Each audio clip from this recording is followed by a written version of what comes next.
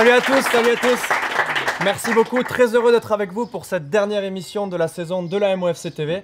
Une super année se termine. Merci les gars, c'était une année au top. Aujourd'hui au programme, on parlera des 4 équipes pour débriefer l'intégralité de la saison. Émission plutôt particulière puisqu'on est en direct du stade Bernard Filleul à Flagnac, stade mythique des équipes 1 et 2. Donc c'est chouette, il fait beau, il fait chaud. Impeccable, beau temps. Tout va bien. Du bonheur. Avant de commencer, on lance une courte page de publicité et on se retrouve juste après pour débriefer la saison, comme je l'ai dit juste avant. A tout de suite.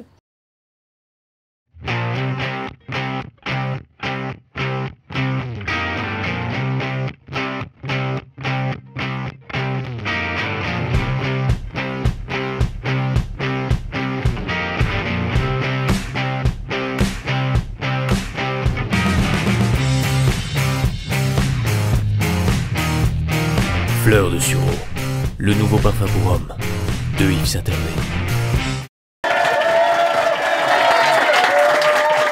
Voilà. Du coup, comme on l'avait dit, on va attaquer tout de suite par le débrief des équipes 4 et 3. On commence par la 4. Qui s'y colle, les gars? Allez, c'est pour moi. Donc on va attaquer avec la 4. Donc comme vous le savez, elle avait fini à Noël avec une poule qui a été remaniée. Donc elle était avec les 6 derniers de sa poule. Sur une seconde partie de saison qui s'annonçait donc plus simple et plus jouable pour cette équipe 4. Qui finalement a été, je crois... qui finalement a viré au cauchemar, quoi. Donc une 5e place sur 6. Donc avec seulement 8 victoires pour cette défaite et un forfait même. Donc saison compliquée, donc c'est assez étrange pour les protégés Pierre Velay qui avaient fait une belle première partie de saison mais qui ont craqué complètement. Dû à quoi L'apéritif? Peut-être le trop de repas à midi, je sais pas. C'est assez étrange et on l'explique pas vraiment, quoi. Bon, donc, il va falloir remobiliser un petit peu les troupes pour la saison prochaine. Voilà, donc voilà, on va voir. À noter la belle saison juste d'Antoine Delagne qui finit meilleur buteur, meilleur passeur et joueur le plus utilisé de l'équipe 4. C'est quand même pas mal. Bravo. Le mec a raflé tous les trophées possibles de l'équipe 4. Quoi. Il est au niveau. Il boit la concurrence. Voilà. Facilement. On est bon pour la 4? On a tout dit, je pense. Ouais, on a fait le tour. Ouais. Hervé, tu prends la 3? Ouais, je vais parler de la 3. Alors la 3, elle a fait une deuxième partie de saison un petit peu plus poussive. Au compteur, 4 victoires, 4 nuls, 11 défaites, ça c'est le bilan de toute la saison. On ne sait pas encore si elle va être maintenue. On attend un petit peu de savoir ce qui va se passer au niveau du district pour savoir si l'équipe va être maintenue ou non. Puisque du coup, elle finit à quelle position là? Alors je reprends mes stats, elle finit 9e sur 11. Okay. Avec un petit point d'avance sur l'avant-dernier. Elle a bien fini la saison face au leader donc, qui était déjà champion. Donc elle a réussi à sauver cette avant-dernière place donc, qui lui laisse espérer le maintien. Joe Bertrand a su repousser un petit peu ses troupes pour aller la chercher sur le bout du bout. C'est beau. Et du coup, on peut passer sur les stats individuelles donc, avec un grand buteur qui est Ludo Temerman. Donc auteur de 11 buts cette saison. Donc grosse performance de Ludo. Ça c'est bon, ça bravo Ludo. Et pour ce qui est du passeur, donc c'est Mathias Desruaux, donc l'ancien. Il est là, 3 passes décisives, c'est pas de la grosse stat. C'est pas de la grosse stat, mais elle est là. Il est premier. Donc l'expérience. On peut l'applaudir également. Voilà, bravo Mathieu. C'est un cadre de cette équipe 3, on est d'accord. Un vrai cadre, mais le joueur le plus utilisé est un jeune, donc Lucas Royo, donc solide latéral de l'équipe 3 qui a fait 17 matchs cette saison. Voilà. Okay, c'est beau, le mec est solide, pas de blessure, pas de pépin. Bravo. Ouais, bravo Lucas. Donc voilà, une belle fin de saison pour l'équipe 3 qui se finit plutôt pas mal, mais elle a été quand même compliquée tout au long de la saison. Voilà. On est bon pour la 4, la 3? On a tout dit, non? On a tout dit, on a fait le tour. Avant d'attaquer les 2 dernières équipes, je lance une autre page de pub et on se retrouve juste après pour parler de l'équipe 1 et 2 du coup. A tout de suite. La Kirstaline et moi, on est inséparables. Oh là, malheureux! Doucement avec la Kirstaline! Elle est si bonne! Kirstaline, ça coule de source.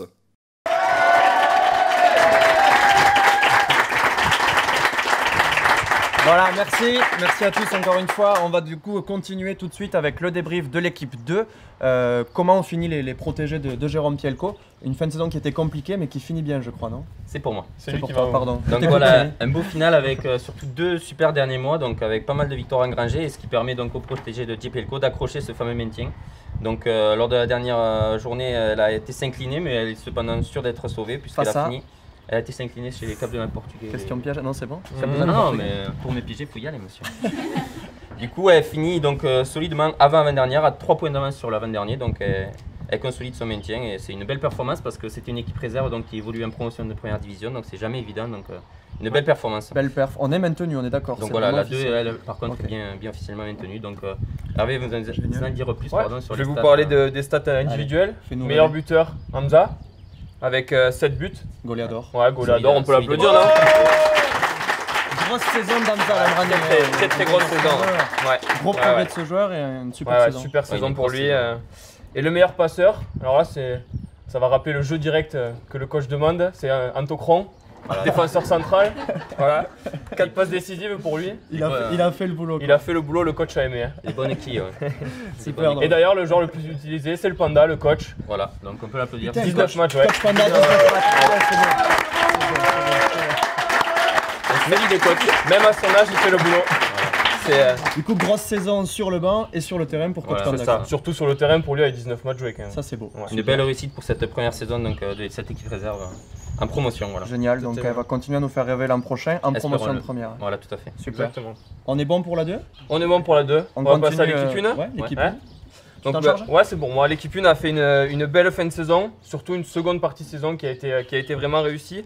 Elle termine avec 10 victoires au compteur, 4 nuls et 8 défaites, ce qui est pas moche pour une première saison. Voilà, et dans le ventre mou du voilà, elle finit 6ème sur 12. Avant les dernières journées, on n'était officiellement pas maintenus. C'est ça, mes souvenirs sont bons. Et au final, on finit très bien, on finit même très fort, on finit 6ème, c'est une belle place. Position, super. C'est une belle performance. Ouais. C'est Bruno Hollandes qui doit être content. Voilà, Bruno est super content, il sera même reconnu la prochaine année. Et d'ailleurs, j'ai lu dans les journaux que Bruno Hollandes avait re-signé pour une saison supplémentaire.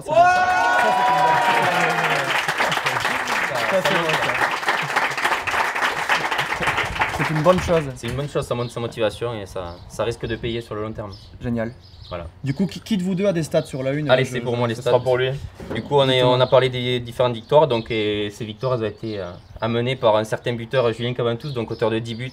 C'est Juju qui prend le trophée du meilleur buteur. Juju, donc meilleur buteur incontestable. Soulier d'or. Bravo. Soulier d'or pour Juju.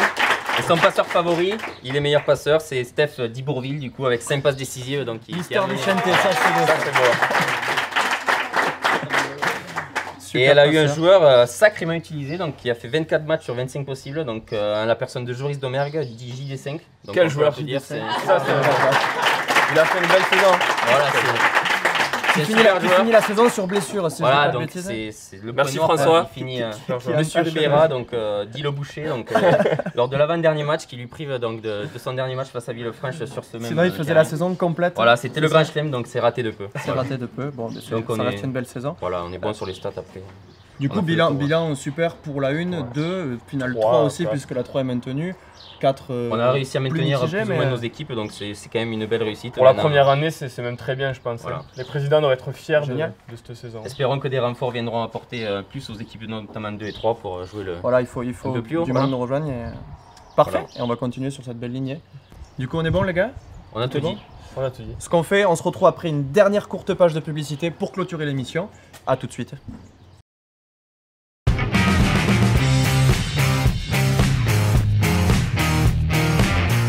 Fleur de sureau, le nouveau parfum pour homme, de Yves Saint-Hervé.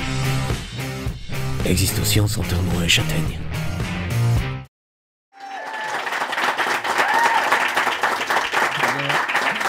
Voilà, merci beaucoup encore une fois.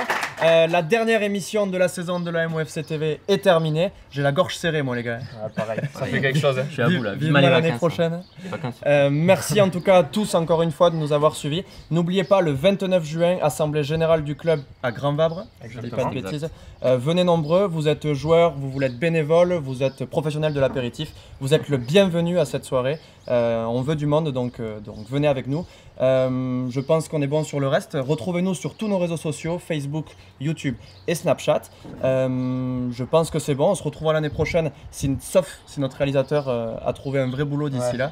D'ailleurs, j'en profite pour remercier énormément du fond du cœur et de la part de tout le club Aymeric Grialou qui a l'initiative de cette émission. Il fait un taf juste énorme pour le club. C'est lui qui monte les vidéos, qui écrit les émissions. Donc merci beaucoup Aymeric. En attendant les gars, j'ai envie de dire une chose. Rêvez grand, rêvez bleu. À bientôt. Ciao.